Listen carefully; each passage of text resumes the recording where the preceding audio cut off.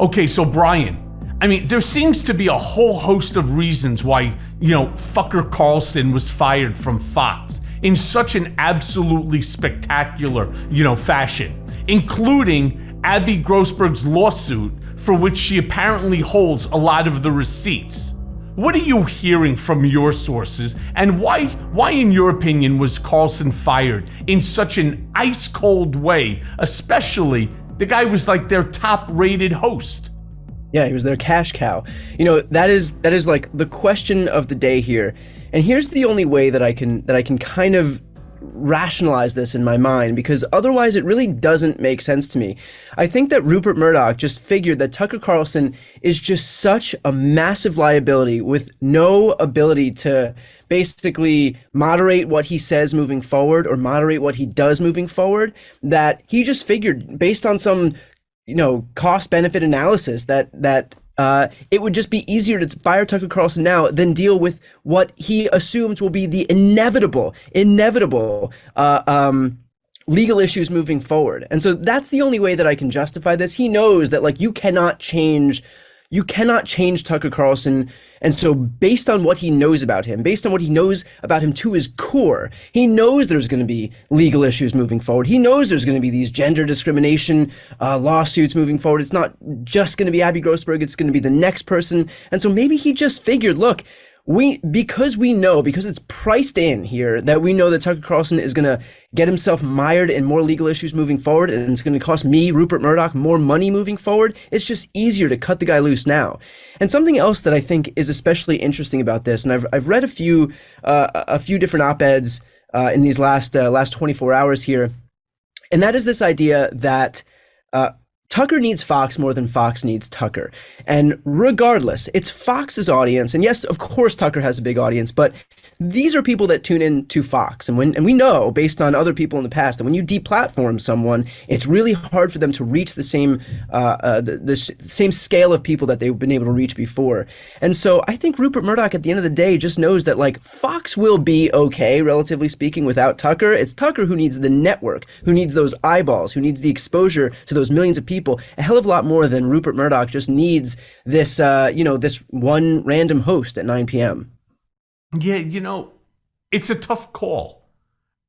I sort of sat with this concept of Rupert. Rupert used to live in my building before he moved. I would see him every morning downstairs at the gym at 6 a.m. Incredibly chatty guy, nice guy. I mean, easy to speak to. Not what you would think in terms of a Rupert Murdoch. Yeah. But Michael, he is extremely calculating. I hope he saves the place when he moved out. Yeah.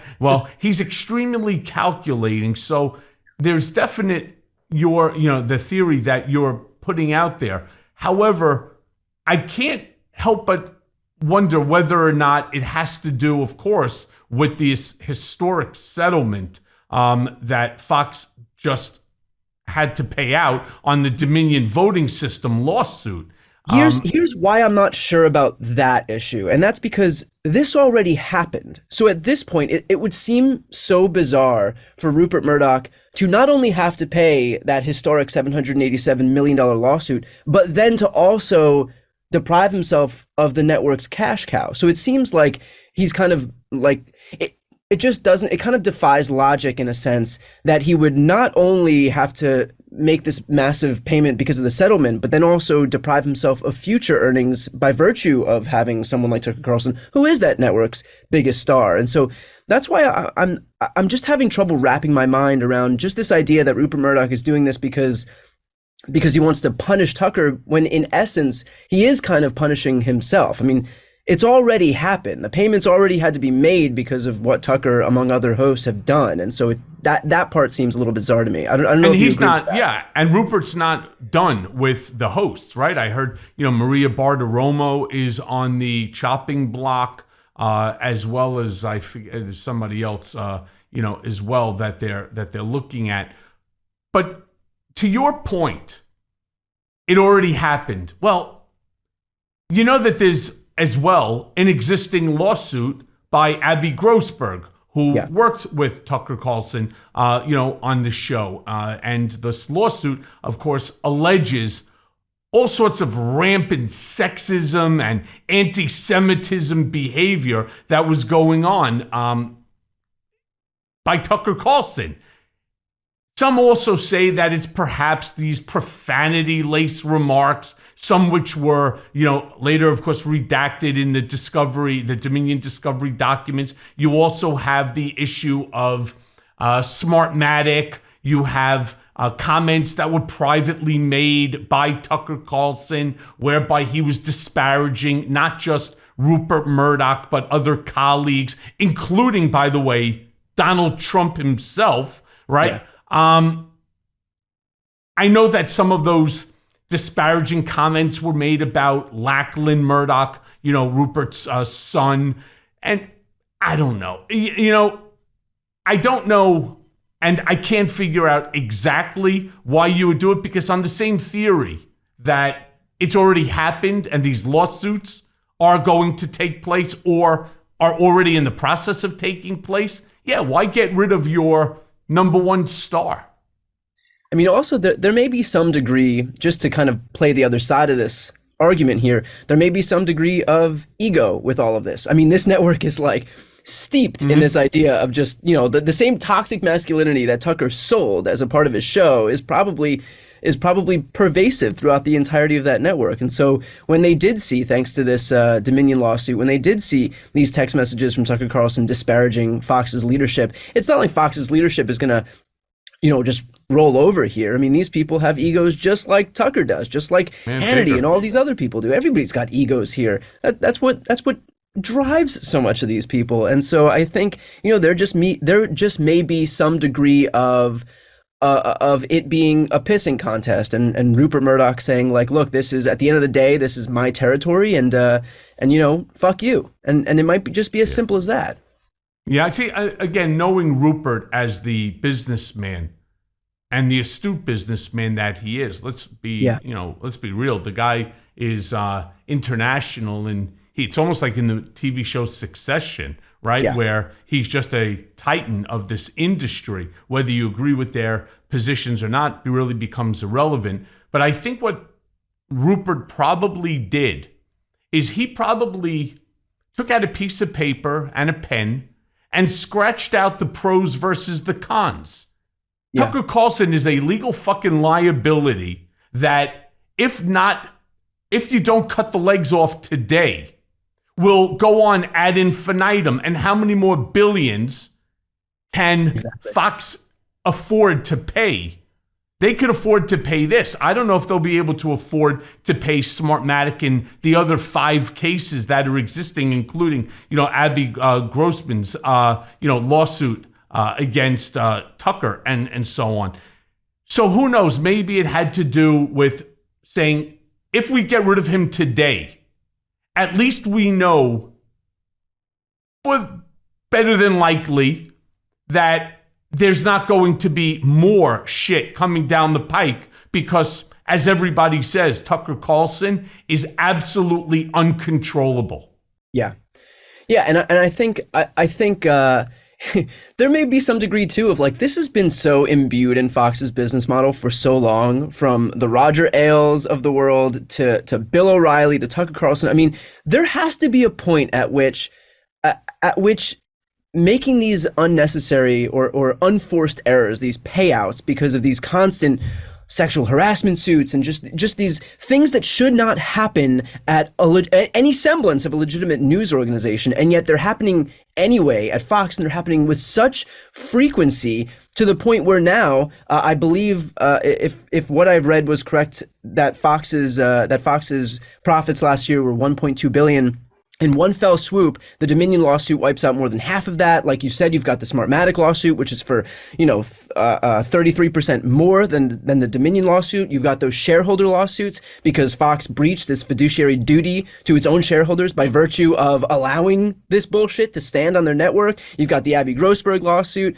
So there might just be a point at which the legal liabilities of this company are just so far outweigh the actual practice of what this company is supposed to do, which is just to be a news organization or some semblance of a news organization. I mean, you and I think we're, there's no doubt about the legitimacy of the news that they put forward, but this is not an organization that is just there to make money and then pay out immediately because of defamation lawsuits and sexual harassment lawsuits.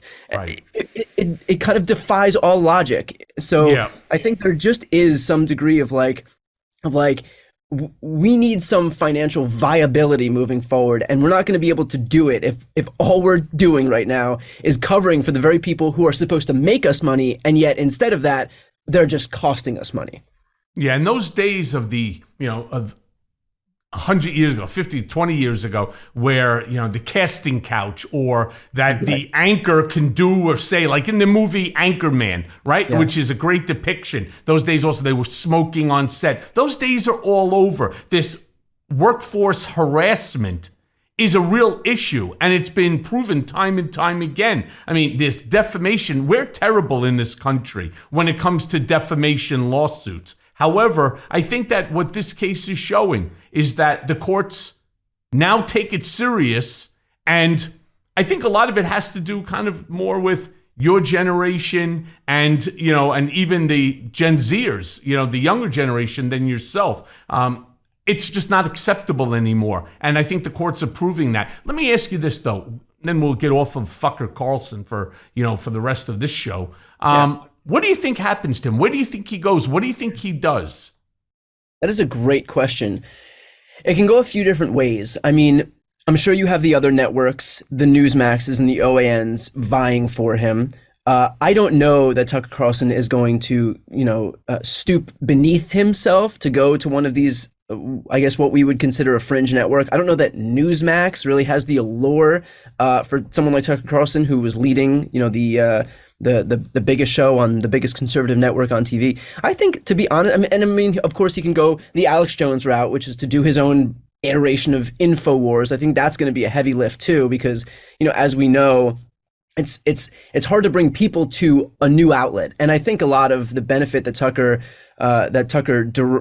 was able to benefit from is the fact that this was a whole organization, and you have people who were fans of all the other hosts. You have people who are fans of the Brett Baiers and the Sean Hannitys and the Laura Ingrams and the Five. So all of that filtered into his show. It wasn't just people who were watching Tucker Carlson. It's a lot of the fact that, this channel was just on in every nursing home, in every doctor's waiting room office, and in plenty of people's houses across the country. And so that helped him to a degree too. So it's not like all of his audience was seeking Tucker Carlson out specifically. I think what may be more likely, or what may be possible, I don't know if it's more likely, but there is a possibility that Tucker could maybe try to start his own network. I mean, there is clearly an appetite for these fringe far-right figures, and I think that Tucker alone, in the audience that does just want to watch him specifically, aside from all those people who just watched Fox because Fox was on, I think that he does have a play to make here to maybe start his own network, and there's plenty of people who would be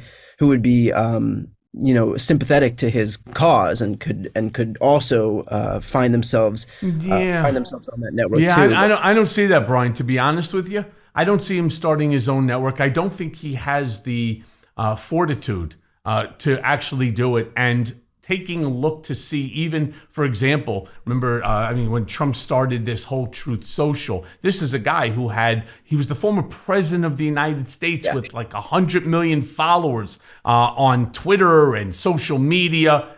He's got nobody on this Untruth Social. It's not as easy as people think, that you just go there like an Alex Jones. Say what people want about Alex Jones. The guy was captivating. He managed to somehow do it. It's not as easy. It's why every show isn't like, Curb Your Enthusiasm, where it's just a hit no matter, whether it's the first show of the first season or the last show of the last season. It doesn't matter. They're all just great. Yeah, and you may be completely right. I mean, I'm just trying to throw out ideas in terms of what he does. And look, if he ends up not being able to have the platform, if he kind of goes away in the same way that Bill O'Reilly has some website that I'm sure has tens of people visiting each day, but from your lips to God's ears, right? In terms of Tucker not being able to reach the same sheer number of people that he's reaching. So I hope that you're right. But yeah, I mean, there are some options. It will be interesting. Somewhere deep in my core, as much as it pains me to say it, I don't think that he'll just disappear. But at least I think what we can be sure of is that wherever he ends up, if he ends up somewhere, he won't be able to reach the same number of people that he reaches, that he was able to reach on Fox. And I think that that's a good thing. You know what I was thinking? I was thinking last night and talking to my wife and my daughter and my son about this while we were having dinner. And I said, I could see Donald asking Fucker Carlson to be the vice president, to be his running mate into it. He attracts, obviously, a big enough base. He's a loudmouth. He certainly has shown himself, in some respects, to be loyal, right? Yeah. By throwing all those softballs to Donald. Well, loyal maybe, except for his text messages where he basically explained how much he hates the guy, but publicly loyal. Or if not the vice president, then to fill some sort of a communications director position in the campaign. But that, to me, would be a smart move by Donald. And it's something I can see Tucker getting himself involved with because it would still keep him on a national stage. So I'm going to disagree with you on this one. I think it would be such a massive miscalculation for someone who already has a problem reaching anybody outside of his base. Donald Trump's base, the 30% of people who he relies on to derive all of his power, that's not enough to win any semblance of a general election. I mean, he's right now very clearly just trying to win a primary, and that's fine. He has Ron DeSantis in his sights. That's his only priority. But there's going to come a point where if Donald Trump does win the primary and he has to move forward with the general election, having someone like Tucker Carlson, who, by the way, their audiences, if this was a Venn diagram, it would just be a circle. Their audiences already overlap. He doesn't fill any void in Donald Trump's in the people that Donald Trump needs to win this election. So having a guy who's trafficked openly in white supremacy with the great replacement theory, in anti-Semitism, in xenophobia, in misogyny, I don't think that that's the person that Donald Trump needs to be able to finally, eke out those few more percentage points that he would require in terms of winning an actual election. But Brian, that is Donald Trump. Donald Trump is a racist, sexist, misogynistic, xenophobic. But he had someone like Mike Pence. I understand that. But hold 1 second here, because it's Donald right now that's on trial for a civil case of E. Jean Carroll, which is a rape case. It's the same person. But I say bringing Tucker in because let me tell you what's going on in Donald's head. Donald knows, based upon being twice impeached, now indicted, on trial, right? He's got multiple litigations that are ensuing and coming down the pipe, including the theft of, documentation that didn't belong to him, top secret documentation. He has the case popping up. Hopefully one of these days, the January 6th insurrection. You start seeing the Proud Boys and the Oath Keepers now turning against Donald. He realized his general election is nearly impossible for him to win, except for one thing. There's so many people out there that are afraid if Joe Biden wins, right, and it becomes the nominee, which he's likely to be automatically, he'll be 82 when this starts, right? A lot of people are nervous about it. I hear it from not just Republicans, but I hear it from Democrats and people who supported Biden for the last 30, 40 years. They're like, he's old. Even his announcement lacked energy. Whereas you have this orange-crusted Mandarin Mussolini out there fighting like a fucking 30-year-old. Say what you want about the guy. I think he's fucking mentally insane. But he has the energy to fight. Joe Biden got up there on that announcement. Everybody said to me, he is an absolutely decent human being. He has empathy for people. He has empathy for situations. He has care and love in his heart, something that Donald does not, but he has no energy. And I think Donald feels as long as he can get the nomination, that when you're sitting in that voting booth, you may be thinking twice about a guy who's going to be 82 years old when he starts that term, a second term. And that may be enough. That may be enough. I would presume that it is that very energy and that very loudness that's espoused by Donald Trump that's actually going to redound to his disadvantage, not to his benefit in this situation.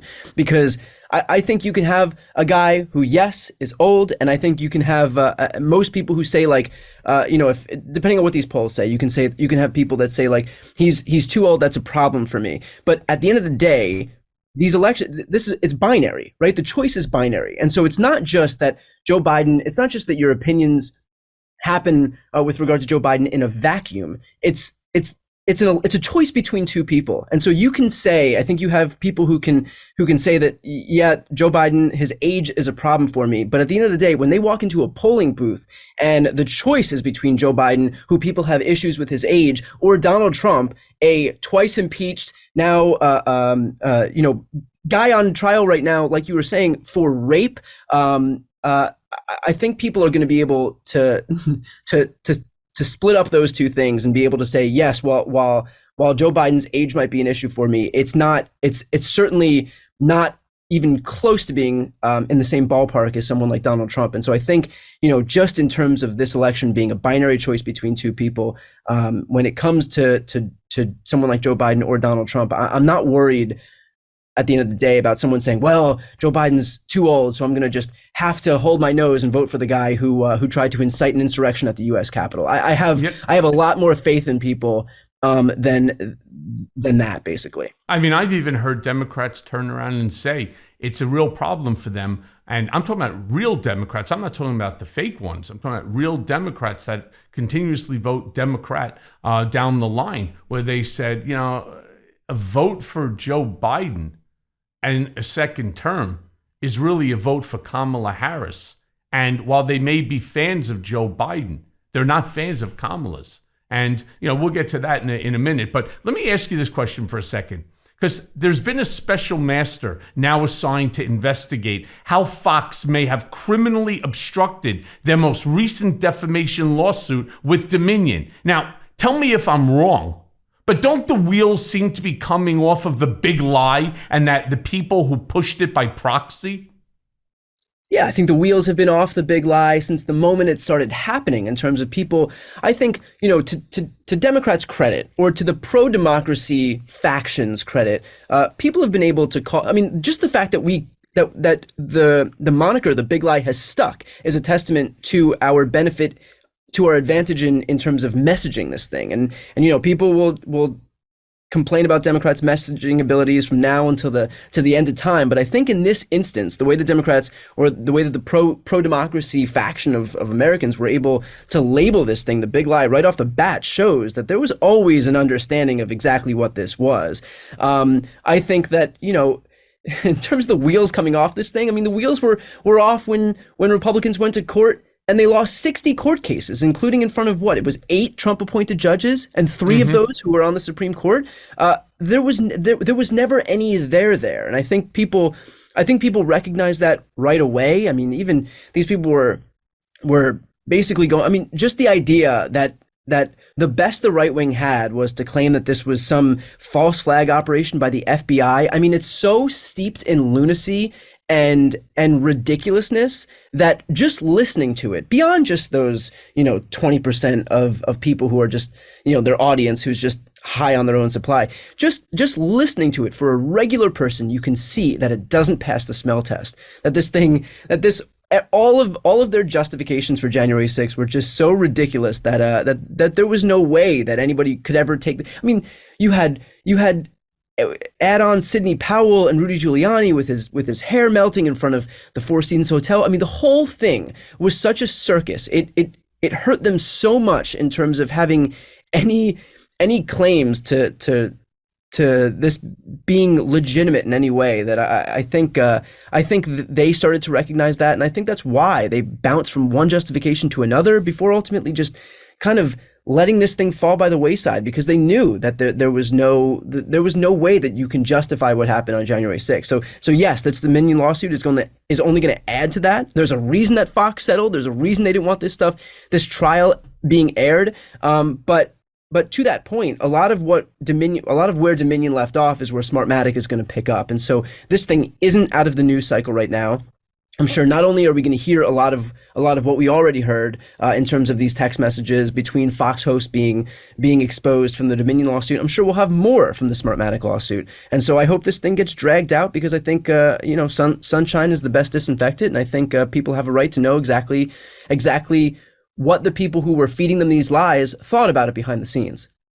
Yeah, well, actually, the best disinfectant, according to Donald, is not sunlight, right? It's it's bleach, actual disinfectant, right? Yeah. It's disinfectant. You could just, somehow inject it because you've. I mean, it's. I listen, to some of these MAGAs at these rallies that get trolled by the Walter Mathesons and so on, and you can't believe that people actually say the shit that they say. They just regurgitate the stupidity of I guess the Tucker Carlsons and so on. But not only was Tucker Carlson let go the other day, but Don Lemon was let go from CNN as well. And some say that it's because that he wasn't a good fit for their sort of lightweight morning show or whatever it was.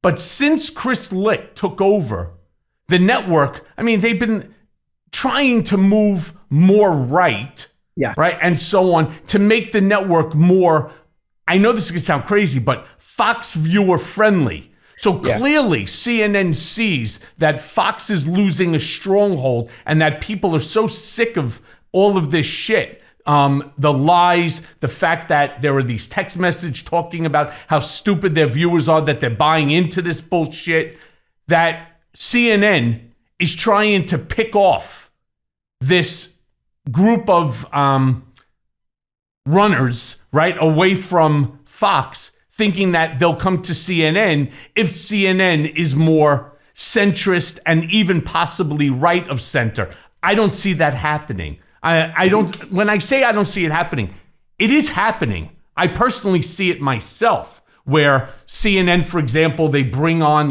Ty Cobb, who's always on Erin Burnett. Ty Cobb is not the person that should be on CNN. He's one of the Trump groupies that sits there and fucking lies. He sits there and he talks nasty shit about me all the time when people don't even realize that he was part of that email chain that is the reason why I had to plead guilty to the 1001 violation when I lied to Congress about the number of times I spoke to Trump about the real estate. He was involved in the crafting of that document as well. He certainly read it. He was on the email chain, but yet they have him there as an opinion on all things bad being done by the Democrats. I don't understand what CNN is doing, and I think that they're going to lose both their viewers, and I don't think they're going to pick up too many of Fox's, that's for sure.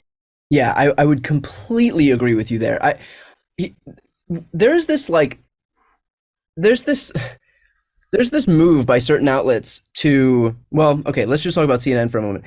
I think this idea that CNN is going to move to the right and pick off these Fox viewers is so misguided. I think what's actually going to happen is CNN is just going to validate a lot of these right-wing talking points in an effort to pull these Fox viewers. They're not going to be able to do it, but then Fox and Fox's viewers will be able to point to that and say, look, we're right. Even CNN did it, and CNN is fake news. But they're right. They're validating us, so we must be right. So it'll validate Fox. It'll validate these right-wing talking points. Fox will use that to their advantage. But nobody's defecting away from Fox to go watch CNN. Fox has done, the right wing has done such a good job in making your political affiliation a part of your identity. And so I think if these people who identify as Republicans, as Fox viewers through and through, just because someone made an overture, those people at CNN made overtures to them by being a little bit more right wing, they're not going to defect from something as strong as their identity to move over to CNN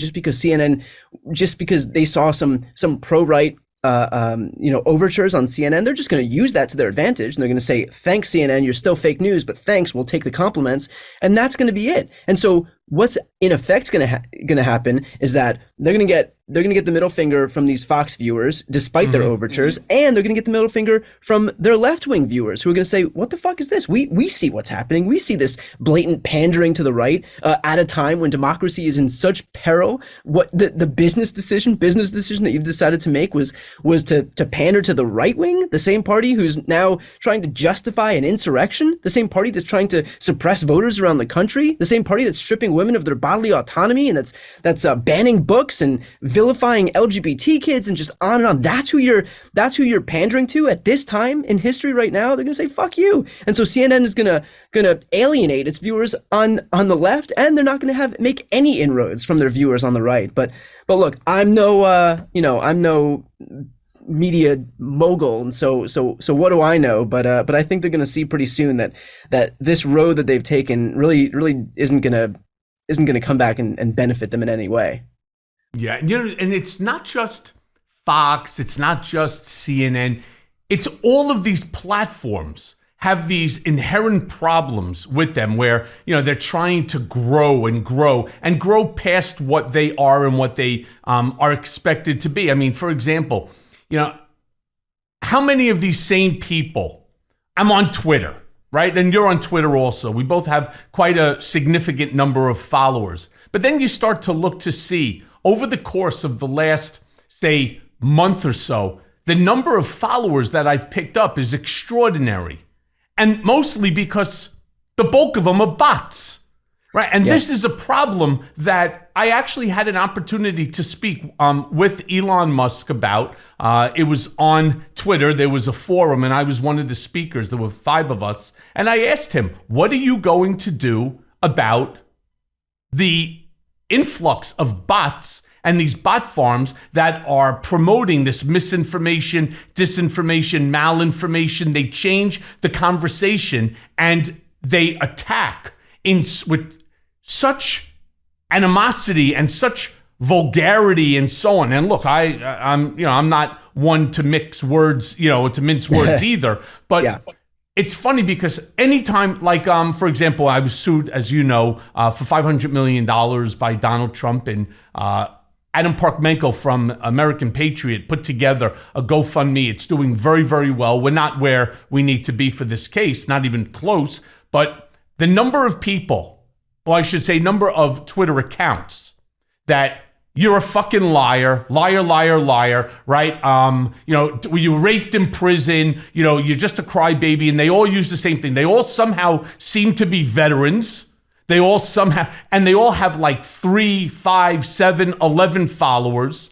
Yeah. They never have a photo of a person. It's always either a letter or Donald, in one of his NFT poses, and it's all fake. But what they do is they swarm to all of your tweets for the sole purpose of changing the conversation. And yet, Elon Musk, who is able to do such incredible things, right, technologically, we can't figure out a way to get rid of all of these bots, to stop these bot farms from interfering with open discourse conversation. I mean, that to me is a tragedy because this platform is widely used.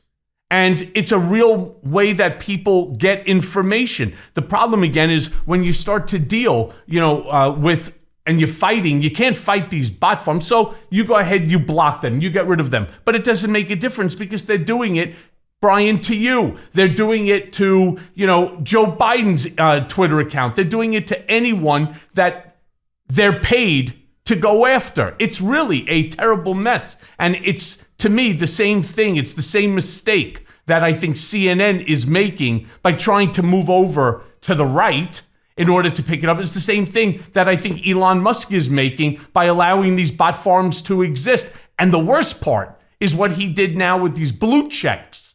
Anybody that has, like yourself or myself, I won't pay for a blue check for verification. Why would I? When for $8, a guy who is a bot who has a bot farm, goes ahead and for $8 he can now verify a bot. It's stupid. It's worthless.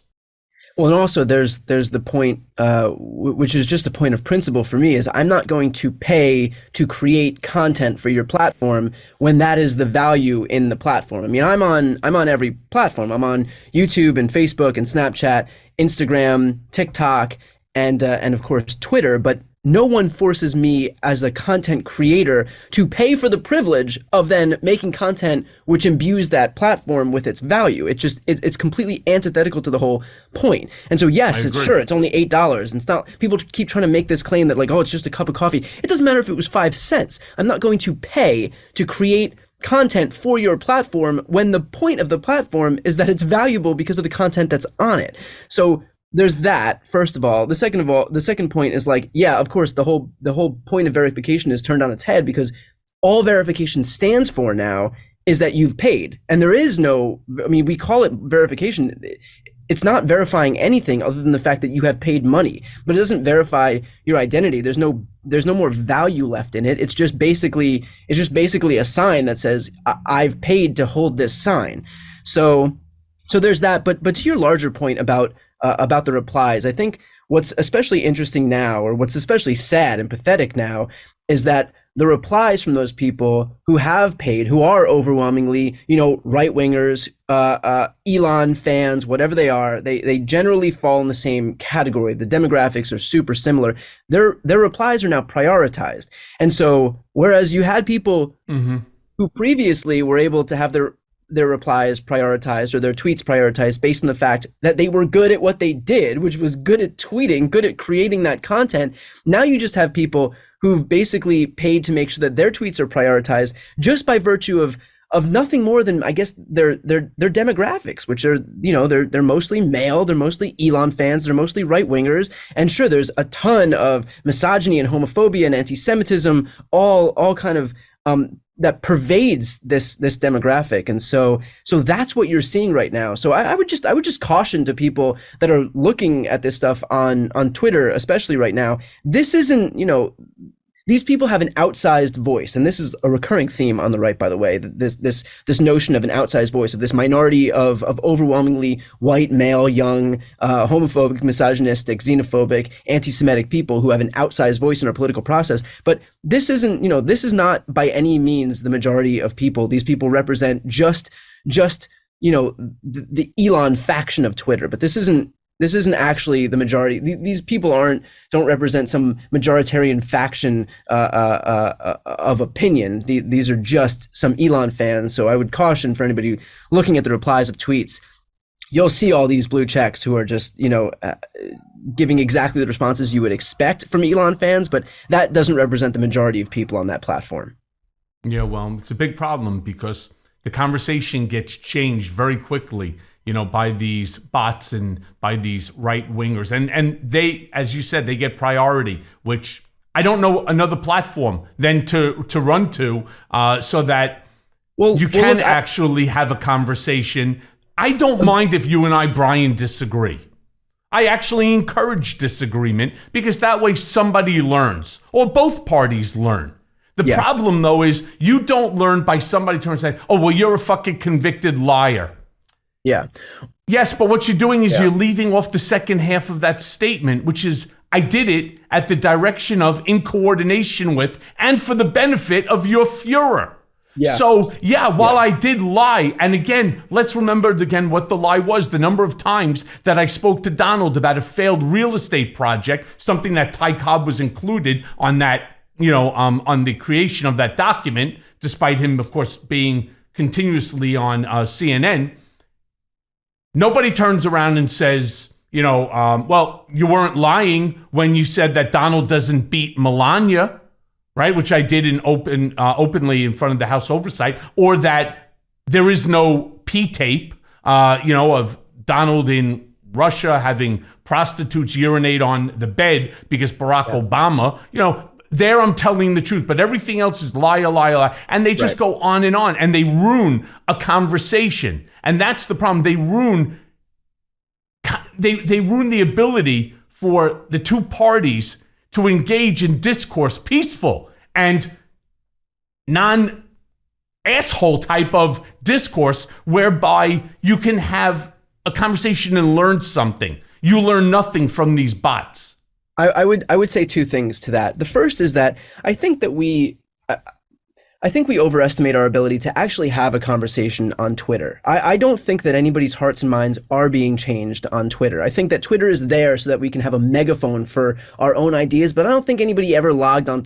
Look, I really don't think anybody logs onto Twitter having thought one thing in the morning and then based on some open dialogue think something else in the evening. I truly don't. I think that everyone is in their own camps, and I think you can use Twitter as an effective means of communication and messaging, and it can give you a really good a sense of feedback in terms of what messaging is effective, and then you can use that more broadly on other platforms. But I really don't think that Twitter is. I think we overestimate the value of Twitter because of its soft influence. I mean, all media figures are on there, all politicians are on there, and so it is important, and it's important to hear from people directly and immediately. But I do think that we're overestimating the value of being able to change hearts and minds on Twitter. To that point, I think there are obviously other platforms that are better in terms of actually reaching and persuading other people. That's why I spend most of my time on YouTube these days. I mean, look, I was a Twitter addict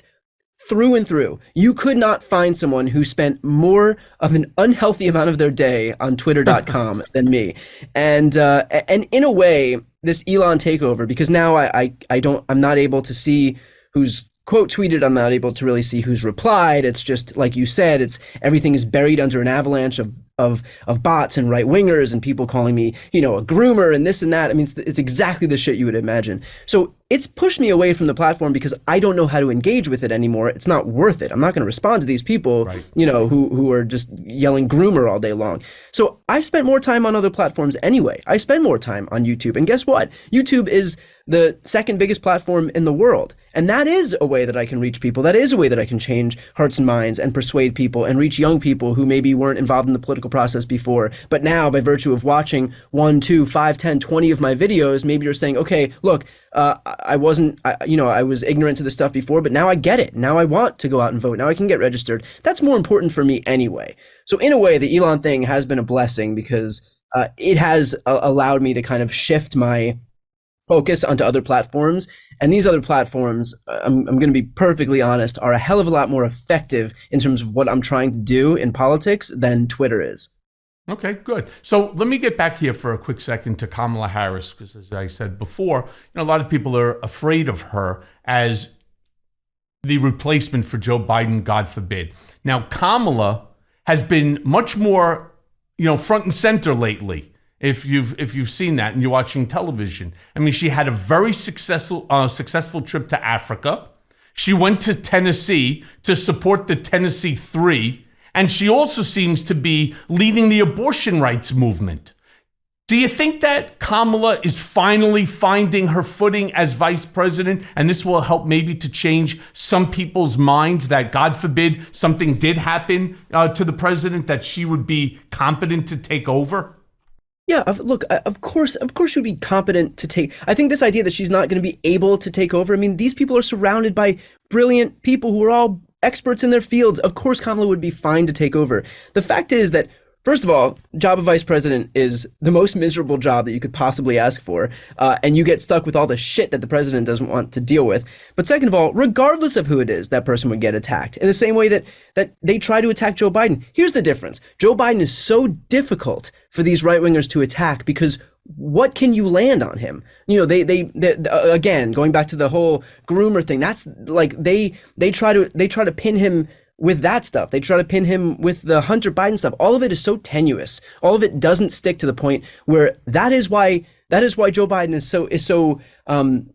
is such a difficult adversary for the right, because they don't have anything in the same way that they had like the Hillary Clinton stuff on Joe Biden. And so all they can do is kind of lean all of their attacks on Kamala Harris instead. And by the way, if it wasn't Kamala Harris, regardless of who it was, they would attack like crazy anyway, regardless of whether it was a legitimate attack or an illegitimate attack. It doesn't matter who it is. They will attack people who have a platform on the Democratic Party, whether it's Nancy Pelosi or Hillary Clinton or AOC. It doesn't matter. If you have a pulse and they view you as being powerful, they will attack you. So this idea that, from my perspective on the left, that Kamala Harris is some dead weight on the Democratic ticket ignores the fact that regardless of who it was, these Republicans would attack because they recognize that that person has power. And so if it was Stacey Abrams, they'd attack her. If it was AOC, they would attack her. If it was any other white male Democrat, they would attack him. It doesn't matter who it is. And I think so I try not to focus on these attacks because I think that kind of redounds to Republicans' benefit in terms of ceding the narrative to them, and instead of just focusing, in terms of what I do, just focusing on what Democrats have been able to accomplish, which, in the last 2 years has been a hell of a lot more than anything Republicans were able to accomplish in their 4 years in the White House. Yeah, and speaking about Republicans, I mean, let's just take as an example Florida Republicans. They're moving to pass a bill that will allow doctors and insurance companies to deny care to LGBTQ plus people, to minorities, and to women if they feel that their existence violates their moral beliefs. Yeah. I mean, they're calling it, this is crazy shit here. They're calling it conscience-based objections. You think that finally voters will wake the fuck up and realize that these sorts of bigoted laws are coming from the Republican Party? Yeah, absolutely. I do. I think that these people... When? Yeah, look, we saw in this past election, Michael, we had an election in 2022 where Joe Biden's approval rating was completely underwater. We were dealing with sky-high inflation. Everything should point to the fact that Republicans should have had a massive red wave. This was a midterm election cycle where the party in power controlled every branch of government. Again, garbage approval rating, sky-high inflation, and yet Democrats were able to keep the Senate. They were able to stave off that red wave to just a handful of Republican lawmakers in the House. Like, that is a direct testament to the fact that people are recognizing how extreme the Republican Party is. This Dobbs decision was handed down, and people recognize that it's the Republicans' fault. This extremism is on them. And so for the GOP to see that, to see those election results, and it's not just in 2022, because the extremism was presenting itself in 2020 and to a smaller degree in 2018, but Republicans lost all of those election cycles. So the fact that the GOP can see that, and instead of changing course, decide, what we're going to do? We're going to keep plowing forward. We're going to keep enacting 15-week abortion bans, then 6-week abortion bans, which is what Ron DeSantis did in Florida. We're going to start attacking the LGBT community. We're going to complain about wokeness. We're going to ban books from schools. We're going to claim that we're going to implement bounty systems where you can try to have women prosecuted for the crime of seeking reproductive health care. So look, we've seen this in a few cycles already. I absolutely think that people recognize that the extremism is there. I think that this younger generation especially recognizes this stuff when it happens. They know that these book bans are being perpetuated by the right. They know that these abortion bans are being perpetuated by the right. They know that these attacks on the LGBT community are being perpetuated by the right. And this is a generation, mind you, that is overwhelmingly pro-LGBT. I think we saw it in 2022. You'd be blind to claim that we haven't already seen the effects of Republican extremism and the hits that party has taken because of it, and because they continue to traffic in this stuff and continue their lunge off the far right. Like I promise you, man, I think it's people are paying attention, and it's only going to get worse for them. Okay, so Brian, look, you and I have spoken in the past about Democrats have an opportunity to right the ship in 2024. But our messaging, Democrats' messaging, just doesn't seem right to filter down to Republicans. Even the more, we'll call them moderate, Republicans. It just doesn't. And not even a lot of Democrats know how successful that the Biden administration has been. I mean, you just mentioned it, that for the last 2 years, more has been accomplished than Trump in his 4, right? In fact, it would have been more than if Trump was in for 8. Yeah. So what do we need to do? I mean, seriously, what do we need to do to get through to voters? And what message would you personally focus on? Yeah, so there's an Al Franken joke where he says, you have a bumper sticker and it has a list of Democratic accomplishments, and he says, for more accomplishments, see next bumper sticker. And so that's what Democrats, I think that for a long time has been our issue. It's like, oh, well, and we could fall into the trap of and I do it sometimes, of saying like, oh, look, in the last 2 years we've passed the CHIPS Act, the PACT Act, the American Rescue Plan, we've done the bipartisan gun package, the infrastructure bill. But I think the important thing here, to your point, is to focus on the things that really impact people, and that is the issue of abortion, which Republicans, for some reason that defies logic, have continued to be extreme on. So just to focus on the issue of abortion, to focus on the issues of Social Security, Medicare, and Medicaid, and their proclivity to cut earned benefits. And even after that was such a major issue, as we were gearing up for this debt ceiling fight, we have basically every single Republican on record for 5 minutes. They were like, oh, we want to protect Social Security and Medicare. And even during the State of the Union, they stood up and they were like, when Joe Biden called them out for wanting to cut those programs, they were like, you're a liar. And he was like, well, then y'all agree with me. We're not going to cut it. And they're like, yeah. And they clapped and everything. And then we came right back out afterwards and they're like, you know what we got to do? We got to tackle the issue of Social Security and Medicare. Once we tackle that issue, we'll really be able to get the debt under control. So that lasted 5 minutes before they finally dropped all pretense and went right back, reverted right back to their usual talking point of trying to cut those earned benefits. But those are potent issues. And I think if we focus on the issue of abortion, the issue of protecting Social Security and Medicare, and then finally just this issue of extremism and protecting democracy. And I know that, the big brains in the media love to pretend that that's not an issue that people care about because it's not an economic issue. It's not a kitchen table issue. People care. And if you look at polling, or if you look at exit polling especially, that is one of the main issues that people care about. And you have a lot of these Reagan Republicans, a lot of these moderate Republicans who see what's happening, who see these bans, who see this massive government overreach that reasonable people know defies the very fabric of what these Republicans claim to be, which is small government. And then they move right forward in terms of taking away your rights, in terms of being exactly the opposite of what they claim to be. I think a lot of people recognize that. And the fact is, if we all need like this shared foundation of government to actually work, to be able to get what we want. And once whether you're on the right or left, once we relinquish that, then people have no more control anymore anyway. And I think Republicans realize that. I think even regular Republicans realize that. So I think, in terms of messaging, the issues of abortion are going to be extremely important, especially for young people. The issue of Medicare, Medicaid, and Social Security are going to be important, especially for older folks. And then for everyone, just this issue of extremism and protecting democracy. I think those are the three that we focus on.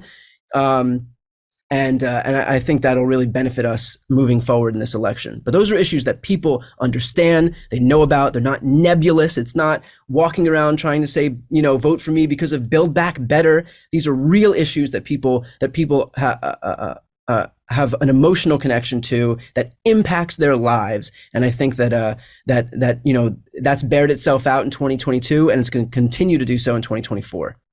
Let's hope. But since you brought up the debt ceiling, I wanted to ask you this, because this debt ceiling showdown, it's just about to get underway. And McCarthy still doesn't have the votes to get his package passed in the House. Now, predict, if you will, how do you think it's going to go? Do you think that the government will shut down again? Or, do you think that Biden will prevail?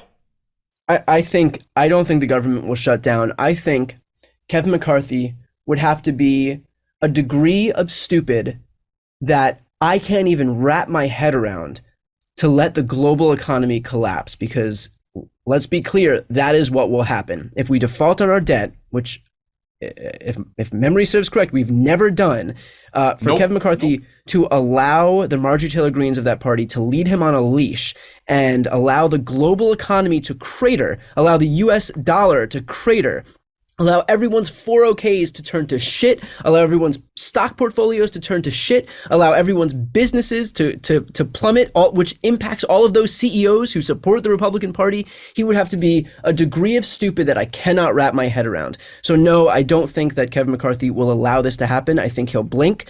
I do think that Joe Biden will prevail in this.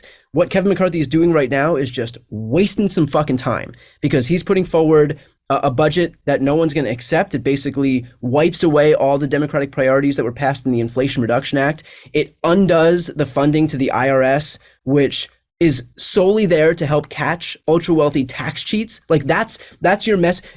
These budgets are a statement of values. If your message to the voters is our goal here is to make sure that wealthy tax cheats can continue to not pay taxes, which then fund all of these programs that help Americans, like, so be it, but people recognize that.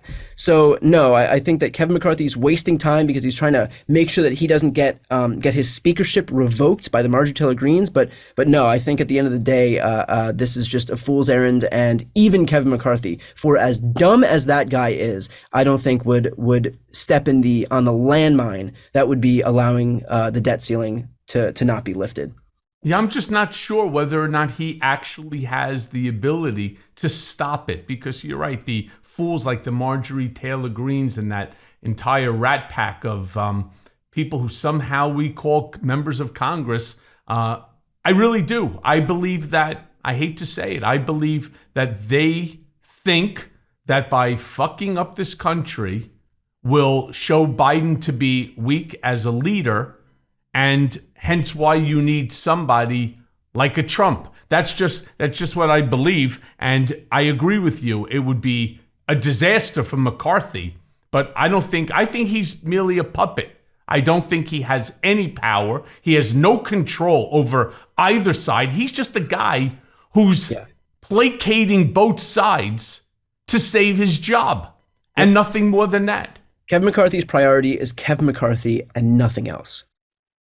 Yeah, and that's not the way that this country is going to, continue to be the country that we are. It's a nightmare, and that's exactly what they want. They are the party of chaos. So look, Brian, the hour goes by quick. I have one last question for you. Sure. Russian disinformation appears, in my opinion, to be making a comeback. Or maybe even worse, is that it never left. Sergei Lavrov is out there stumping for Putin.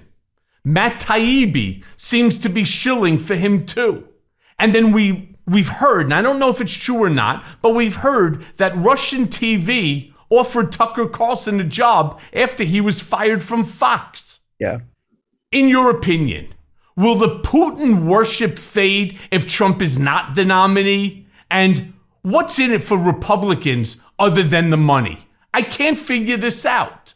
What's in it is that they know that they can benefit from these efforts by the Putin faction of these Russians to help them. That's why. I mean, it's a transactional relationship, and so they know that when these disinformation campaigns happen and they emanate from Russia, these troll farms come out of Russia, it always redounds to Republicans' benefit, and so because these Russians are willing to help the GOP is then willing to help the Russians. And so I think that's why. Will the Putin worship fade? Probably. I think it's soft anyway. I don't think any voters are going to the polls with pro-Putin stances being the number one thing on their mind. That's not a litmus test issue within the Republican Party. I think, to be honest, the reason that a lot of these Republicans are pro-Putin is just because Democrats are anti-Putin, and that's the way that politics is right now. I mean, you can be like anti-childhood cancer, and then you would have people on the right holding up signs on the side of the road saying that they want that they're pro-childhood cancer. It's the conflict for so many of these people is the point. But again, I think that this is kind of a soft issue for Republicans, and once we are able to allow our platforms to get this kind of stuff under control, I think Republicans will find very little use for their pro-Putin rhetoric moving forward. But with that said, there's also the fact that a lot of these people are pro-authoritarian. Donald Trump has never praised most of these Western leaders, these democratically elected Western leaders, but he comes out and overtly praises Xi and Erdogan and Putin and Kim Jong-un, like, and Mohammed bin Salman, right? Salman, yeah.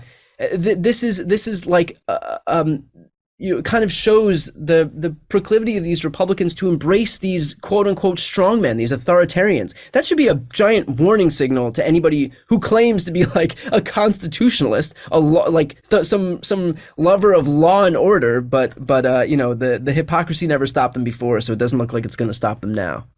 No, it doesn't. But Brian, let me thank you for joining. One of the things that you do so well is the messaging, whether it's YouTube or even on that platform that we're having a hard time with, Twitter and so on. So, keep it up, because somewhere along the line, whether it's Mea Culpa, I have another podcast called Political Beatdown where, we're doing numbers better than CNN and MSNBC, which I think is, or Fox. Well, not Fox. I mean, their numbers are actually still higher, but we're doing incredible numbers. And why? Because there's no bullshit. There's no spin onto it, right? We're not making the stuff up. It's not opinion. It's factual. Here's what the New York Times. Now, you may not like the New York Times. You may not like the Wall Street Journal. You may not like the Post. You may like only, Fox's digital reporting, right? The point is, that's your prerogative to disagree with what legitimate journalists are saying. It's not your prerogative to turn around and to say, well, it's not true because it's not coming from, for example, Fox Digital. And that's the point that, I think, and it's the point that I really truly believe that your programs, that, my Political Beatdown with Ben Meiselas and MeidasTouch on their network, that these are the things that people will ultimately come to in order to sort of find a space where legitimate dialogue can be had and legitimate discourse in beliefs can be had. We're not finding it on mainstream networks anymore, and it's really sad and it's pathetic. And I thank you for everything that you're doing. And as more of this bullshit continues to come around, obviously, Brian, love to have you back. Well, I'll be happy to come back. Michael, thanks for having me on. I appreciate it. Speak to you soon, my friend.